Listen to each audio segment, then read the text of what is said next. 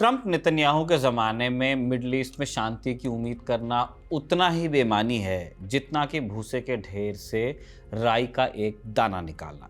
जनवरी 2025 में इजराइल और हमास के बीच संघर्ष विराम समझौता हुआ, हमने आपको बताया था। 15 महीने की भीषण लड़ाई के बाद दोनों पक्षों ने शांति का वादा किया था, लेकिन वादा तो टूट जाता है। इसी गाने को सुनकर इजराइल ने गाजा पट्टी में बमबारी फिर शुरू कर दी है। उसके फाइटर जेट्स लगातार बम गिरा रहे हैं। इन हमलों में 300 से ज़्यादा लोगों की मौत हो चुकी है। मरने वालों में हमास के deputy interior minister Mohammed Abu Wafa शामिल हैं, तो महिलाएं भी हैं, बच्चे भी हैं, बुजुर्ग भी हैं, आम लोग, नॉन कॉम्बैटेंट्स भी हैं। इजराइल ने कहा कि हम हमास के आतंकी ठिकानों को निशाना बना रहे हैं। ये हमले तब तक जारी रहेंगे जब तक हमारा मकसद पूरा नहीं हो जाता। उसने गाजा में कई इलाकों को खाली करने का हुक्म भी जारी कर दिया है। ये 19 जनवरी 2025 के बाद गाजा पट्टी में इजराइल का सबसे बड़ा हमला है। 19 जनवरी को इजराइल हमास संघर्ष विराम समझौते का पहला दिन था। ये समझौता 3 फेज में पूरा होने वाला था, लेकिन पहले फेज में ही दरारें दिखने लगी, जिसके चलते समझौते का दूसरा फेज शुरू ही नहीं हो पाया। अब तो इजराइल ने हमास के खिलाफ नया मोर्चा ही खोल दिया है, जिसने बची खुची उम्मीदों पर पानी डाल दिया है। लेकिन इजराइल ये हमले कर क्यों रहा है? अब क्या ये आग यूएस की भड़काई है? और इजरायली हमलों के बाद आगे क्या हो सकता है? आज के शो में हम इन्हीं मुद्दों पर विस्तार से बात करेंगे। ये खबर गांव है। नमस्कार, स्वीकार कीजिए निखिल का, आप हमारा डेली इंटरनेशनल बुलेटिन राजदूत देख रहे हैं।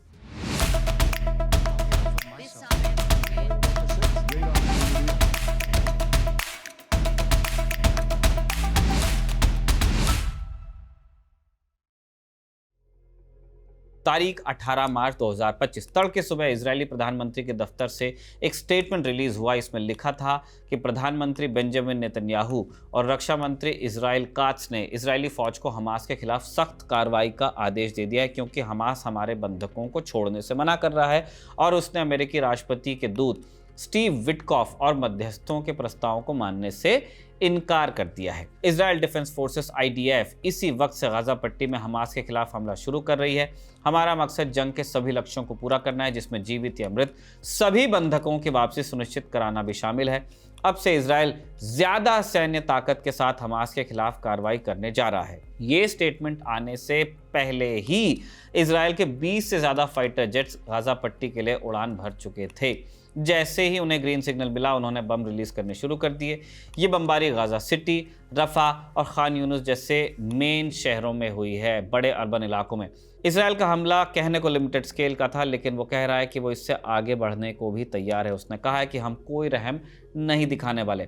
उधर हमास ने हमले की निंदा की। उसने इजराइल पर पहले से तय शर्तों के उल्लंघन का इल्ज़ाम लगाया है, लेकिन वो जंग का ऐलान करने से बच रहा है। इसकी बजाय उसने मीडिएटर्स और UN से मदद मांगी है, उन्हें दखल देने को कहा है। आप जानते हैं हमास का पावर काफ़ी कम हुआ है, उसके बैकर्स का पावर भी कम हुआ है, हिजबुल्लाह का पावर कम हुआ है, ईरान का कम हुआ है, इसलिए हमास बातचीत की बात कह रहा है। लेकिन इन सब के, इन मीडिएटर्स के, इन UN वालों के कहने से इजराइल के स्टैंड में बदलाव आएगा, इसकी गुंजाइश कम लगती है। दरअसल इजराइल ने हमले से पहले ट्रंप सरकार को इत्तला कर दी थी। वहां से गो अहेड आने के बाद ही बमबारी की गई है, वहां से भी ग्रीन झंडी मिली है। ये ट्रंप 2.0 की पॉलिसी से मेल भी खाता है। दूसरी बार सत्ता संभालने के बाद से ही गाजा पट्टी डोनाल्ड ट्रंप की प्राथमिकता में है। वो गाजा पट्टी को खाली कराने का प्रस्ताव रख चुके हैं। उनका इरादा वहाँ रियल एस्टेट साइट बनाने का। इसके अलावा उन्होंने हमास को कई दफ़ा अल्टीमेटम भी दिया कि जितना जल्दी हो सके बंधकों को रिहा करो, वरना मैं तुम्हारे सफाई का इंतजाम कर रहा हूँ। इसी इरादे से ट्रंप ने अपने मित्र और विशेष दूत स्टीव विटकॉफ को तैनात किया हुआ है। वो जनवरी 2025 में हुई सीज फायर डील का भी हिस्सा थे। तब ट्रंप राष्ट्रपति बने नहीं थे, प्रेसिडेंट इलेक्ट थे, लेकिन दूसरे फेज की बातचीत तक तस्वीर बदल गई। अब cease fire talks full control में हैं उन सबके, स्टीव विटकॉफ और ट्रंप के। वो इजराइल का पक्ष भी डिक्टेट कर रहे हैं, लेकिन इजराइल उनकी भी कितनी सुन रहा है मालूम नहीं। इजराइल और US के बीच बताया नहीं बताया, सुना नहीं सुना और सुना लेकिन बताया नहीं टाइप की चीज़ों का परम्यूटेशन कॉम्बिनेशन चलता रहता है। तो क्या किसके इशारे पर हो रहा है ये मालूम करना मुश्किल हो जाता है। सीज फायर एग्रीमेंट का पहला फेज 19 जनवरी 2025 को शुरू हुआ था। इसकी मियाद 33 दिनों की थी। इस दौरान हमास ने 25 जीवित इजरायली बंधकों और 5 थाई बंधकों को छोड़ा। इसके अलावा 8 इजरायली बंधकों की डेड बॉडी भी सौंपी। बदले में इजरायल ने लगभग 2000 फिलिस्तीनी कैदियों को रिहा किया। 1 मार्च को पहले फेज का आखिरी दिन था। उससे पहले ही दूसरे फेज पर सहमति बन जानी थी, लेकिन तमाम कोशिशों के बावजूद बात बन नहीं पाई। फिर यूएस ने पहले फेज को 20 अप्रैल तक एक्सटेंड करने का प्रस्ताव रखा। इस दौरान बंधकों और कैदियों की अदला बदली होनी थी। इजराइल इसके लिए राजी हो गया, लेकिन हमास नहीं माना।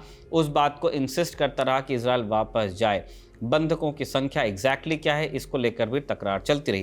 गाजा पट्टी से इजरायली सैनिकों की वापसी जैसा कि अपेक्षित ही था, ये मुद्दा विवाद का कारण बन गया और इजराइल ने अपने सैनिकों को पूरी तरह से बाहर निकालने से मना कर दिया। इन्हीं पॉइंट्स पर बातचीत अटक गई। 15 मार्च तक साफ हो चुका था कि किसी भी वक्त दोबारा जंग शुरू हो सकती है। वही हो गया है। इजराइल ने अपने पत्ते खोल दिए हैं।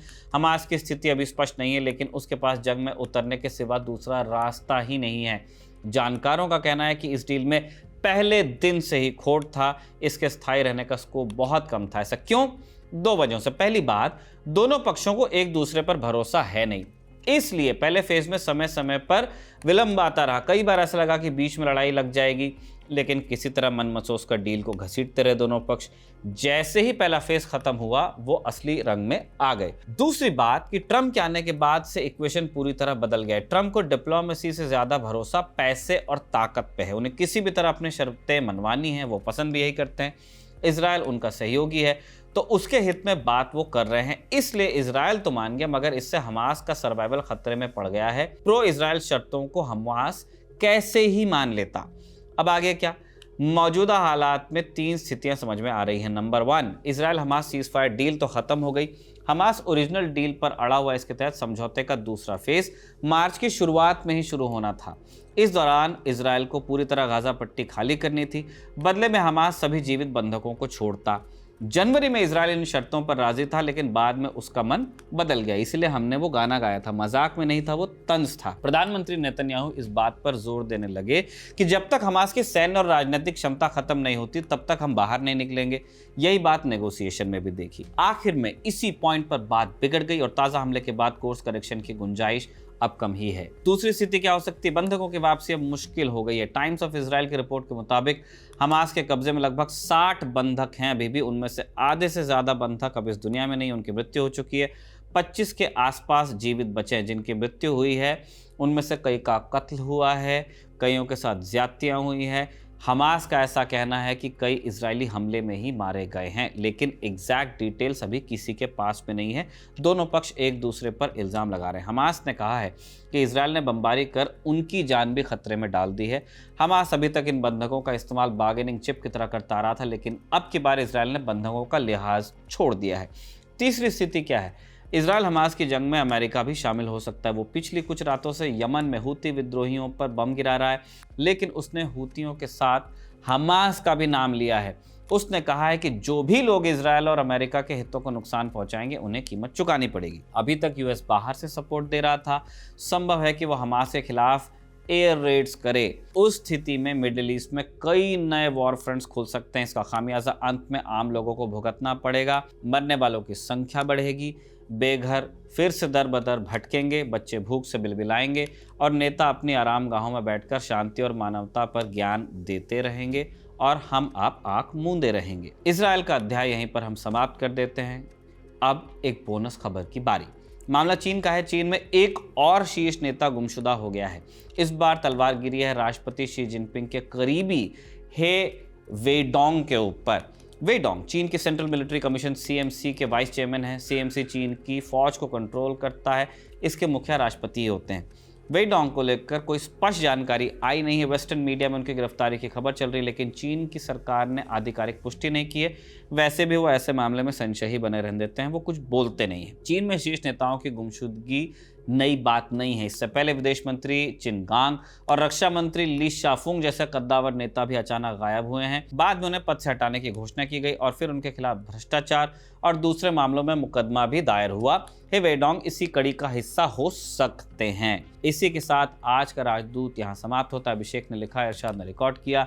आप ये बिल्कुल मत समझिए कि अगर गाजा में बम गिर रहे हैं तो उसका असर हिंदुस्तान में नहीं पड़ेगा। अगर ये जंग आगे खिंचती है, अल्टीमेटली ग्लोबल पीस का नुकसान होगा। जिन सप्लाई चेन्स की हम बात लगातार करते रहते हैं, वो भी प्रभावित होगी। बिजनेस के लिए माहौल ख़राब होगा और इसका कुछ न कुछ असर हिंदुस्तान को भी भुगतना पड़ सकता है। हम गांधी का देश हैं, विश्व शांति की कामना के साथ आपसे विदा ले रहे हैं। खबर गांव को लाइक, शेयर और सब्सक्राइब आप करते रहिए। कल आपसे फिर मुलाकात होगी। शुक्रिया, शुभ रात्रि।